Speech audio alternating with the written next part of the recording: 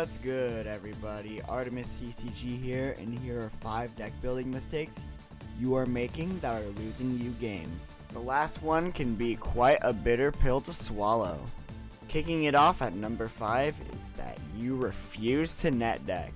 I've known hella people in my 7 years of playing competitive card games who just refuse to net deck out of pride. This is very incorrect, as this is the main way to know what works and what doesn't. For One Piece, I recommend sites like Limitless TCG One Piece, GumGum.gg, and One Piece Top Decks. These are all my favorite. And try to net deck decks that have top flagships or higher, and are at most a week old. Number 4. You don't understand what the cards in a deck list are meant for. Okay, so let's say you do net deck, but do understand that there are a lot of topping lists that may have some spicy cards in them that may be hard to find a use for, especially if you're learning the deck for the first time. I fell for this a lot myself, honestly, when I tried Honesty Impact and Bellow, because the first place Toronto list used it. It lost me an important game at locals, and when I took it out, I immediately won a day later. So the best plan of action is to check multiple net decks and see what builds come up the most. Avoid decks labeled spicy if using gumgum.gg, and once you net deck and get familiar with the deck, you can start adding your own preferences / spicy cards that others may be using. Number 3, you're using tech cards that don't work. So now that you've found a list that you completely understand how to use, now you want to start innovating for yourself.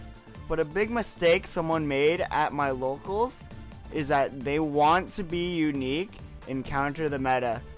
And so when they were learning Blue Doffy for the first time, they were putting weird cards in their list, such as 6-cost Boa and Dragon Demolition Breath.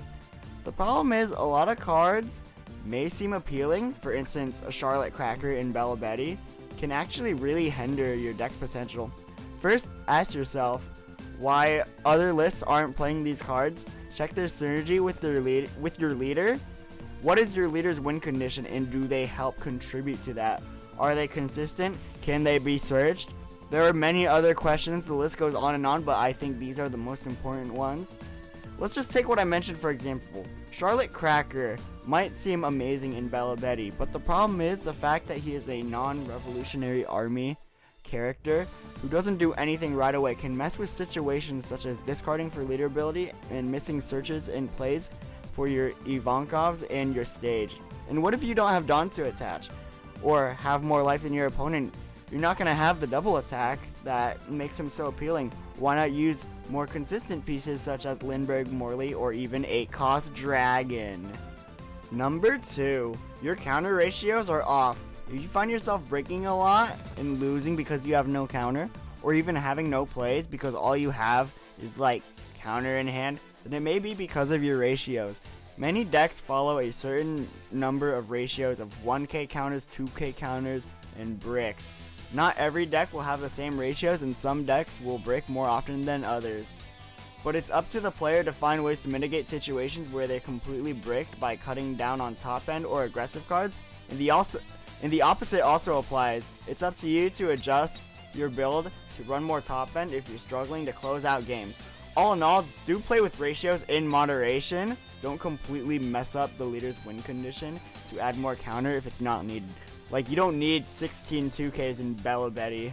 And finally, while this might be the most controversial reason, it is the number 1 reason why I see people struggling. You are trying to play a budget deck with a leader that demands expensive cards. Now, I'm not forcing you guys to buy cards or anything like that if you don't want to, but the harsh reality is that many decks, such as the purple Luffy leaders, use a lot of cards currently not accessible to newer / budget players. These players will try to innovate with what they have, and though it can be fun to innovate using budget as a factor, these lists will never be the best they possibly can be without certain very hard to access cards. And that's how you can lose games very easily if you try and substitute, let's say, a 4-cost Bond Clay for like a 5-cost Missile Sunday. It's not going to be the same. You're going to brick off that Sunday. You're not going to be able to play it turn 2, and it's just going to feel really, really bad. I know it's not typically in control of the player, the fact that some cards are just ridiculously overpriced, but here are some alternatives I have.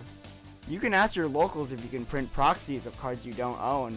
A lot of my locals all allow proxies, and it makes it very easy for quality playtesting. You can also ask to borrow cards from friends for big tournaments such as regionals and maybe flagships and other locals where proxies may not be allowed. And the final alternative is to simply just play another leader that is more budget friendly. Bella Betty, Yamato, Buggy, and Reiju are all perfect examples of high tier decks that are budget to build. And decks like Reiju are similar to an expensive deck such as GP Luffy. Like and subscribe if you agree, and comment down below if you have any other advice for players or disagree with anything that I say. Thank you so much for watching, and please do subscribe. Again, I'm gonna say it again because most of you are not, and I want to get to 200 by the end of the month, so let's do this together, guys.